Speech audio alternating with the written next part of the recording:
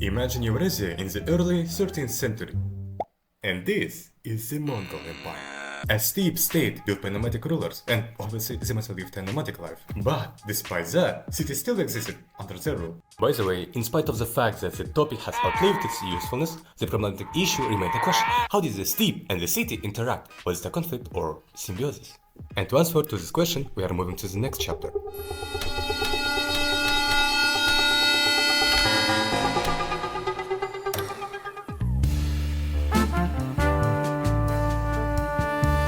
Interaction between city and steppe was symbiosis. Speaker of team number 1, Turkic Sam, opens the topic saying this statement. How can I be sure about it?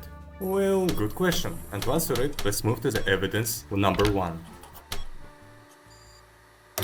Silk Road composite of ways and the cities. Chinese sources describe steppe regions as a part of major civilizations, as a land of long-distance connections at the urban centers. We start by one part of Eurasia, Central Asia space which connected West and East. Within this broader regional network, cities played a key role. One of them was Taraz, located in south of Kazakhstan. Taraz functioned as a stable place. It served like a stopping point on routes, supporting trade and administrations. Another important center was Otrar. It had developed crafts, ceramics, and a coin circulation, indicating Otrar was a major economic and production hub. Relationship between cities and the steppe was not opposition, but symbiosis. Cities produced goods and the markets while movement across open space connects them. Without cities, road lost meaning. Without routes, cities become isolated. Only together, system functioned. The sources for argument number 1 was taken from World History Encyclopedia, written by Simeon Nietzsche.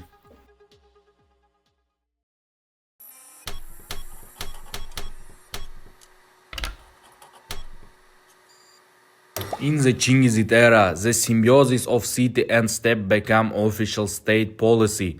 They were not enemies, but parts of one economic machine. My first proof is this silver paisa from the Metropolitan Museum. It's a safe conduct pass issued by the Han. It proves that the state legally guaranteed safety for merchants along the Silk Road. This is confirmed by the crown sealer Rashid al-Din. He describes the YAM system, a postal network created by nomads. The steppe provided the logistics that connected the cities. As historian Thomas Alsen argues, this created a unified exchange zone. Without the steppe's military protection, the global trade of the cities would have been impossible.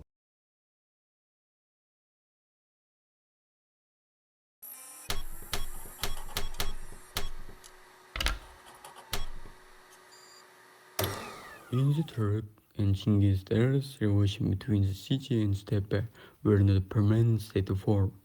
Although military conflicts did occur, they were episodic and usually connected to political interests, not to a constant clash between nomadic and urban societies.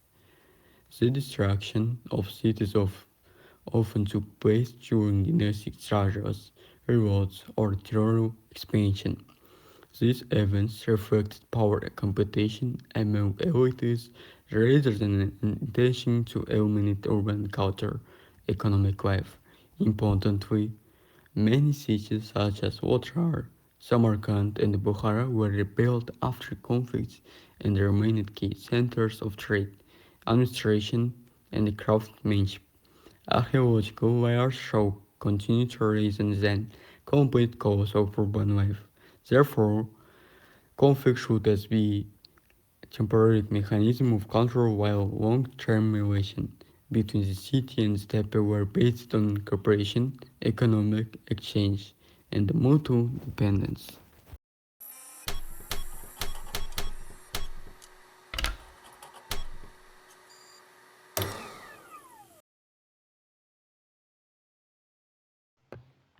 In historical scholarship, there are two opposing interpretations of this relationship between the city and the steppe in the Turkic and Chinggisid eras. According to Owen Ray Timur, There was a confrontation between the steppe and urban centers. He viewed the nomadic world and sedentary civilization as two distinct systems whose interaction was often confrontation. As opposition with the present by Jack Waterhold, he emphasized that in the age of Chinggis Khan, the steppe and cities function as singly integrated system. Nomadic mobility and control over space created the conditions necessary for the growth of trade and urban centers. Conclusion: we argue that in Turkic and Chinggisid eras, the city and the steppe formed a single interdependent system. The steppe provided mobility, security, and communication, while city acted as center of trade, production, and administration. The Silk Road connected these elements into one shared space rather than separation them. Therefore, stability and development in Central Asia were possible only through cooperating between the city and the steppe.